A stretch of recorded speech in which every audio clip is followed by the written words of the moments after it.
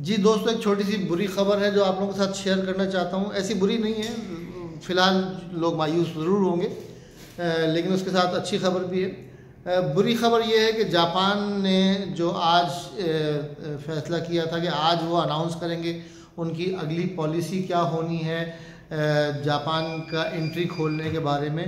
तो आज उन्होंने फ़ैसला किया है कि जनवरी में जो है वो कोई फॉरेनर जो है, अभी तक फॉरेनर को एंट्री की इजाज़त नहीं होगी जनवरी के महीने में।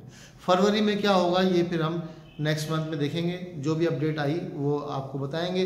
आज जो है उन्होंने अनाउंस करना था, हालांकि क्योंकि इसकी वजह से जापान की इकनॉमी बहुत बुरी तरीके से मुतासिर हो रही है, क्योंकि फॉरेनर्स नहीं आ पा रहे हैं तो कारोबार नहीं हो रहा है, बहुत सारे बिजनेसेस जो हैं वो फ्लॉप हो रहे हैं। इस वजह से जापानियों की तादाद, काफ़ी तादाद ने इस हक में वोट दिया था कि फॉरेनर्स को आने दिया जाए, एंट्री खोली जाए।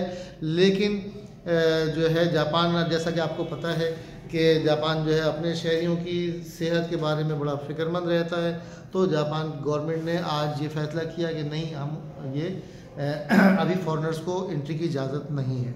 तो इस महीने ये इन्होंने नवंबर के एंड में ये पाबंदी लगाई थी, एंट्री बैन की थी, और अब तक जो है उन्होंने नहीं उठाई है। उम्मीद थी कि आज के अनाउंसमेंट में जो है वो अपने ये पॉलिसी चेंज करेंगे और एंट्री ओपन कर देंगे फॉरेनर्स के लिए, लेकिन आज भी उन्होंने इसको बैन को कायम रखा है। तो अब देखते हैं फरवरी में क्या होता है।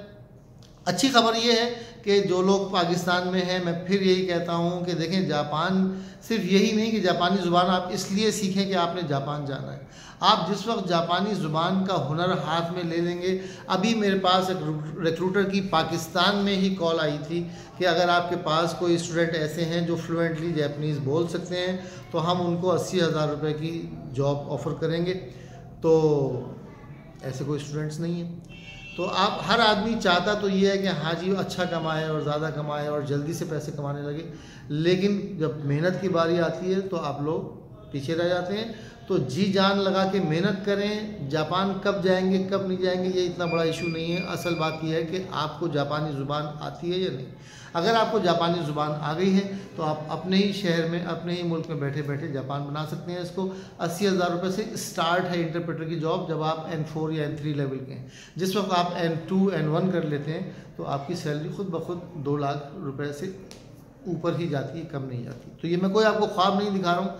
अगर आपने समझते हैं कि आपने N3 कर लिया है या आप फ्लुएंट हैं जापानीज़ लैंग्वेज में, मुझे अपनी CV भेजें, मैं आपकी अभी जॉब लगवा दूंगा। मेहनत करें और जापानी ज़ुबान को एक हुनर के तौर पे सीखें, ठीक है। जापान की वीज़ा पॉलिसी के बारे में जो भी अपडेट होगी वो मैं आपको बताता रहूँगा। कोई अच्छी खबर हुई, कोई बुरी खबर हुई, मैं आपको आगाह करता रहूँगा। बहुत बहुत शुक्रिया, धन्यवाद। अरिगातो गोजाइमासिता।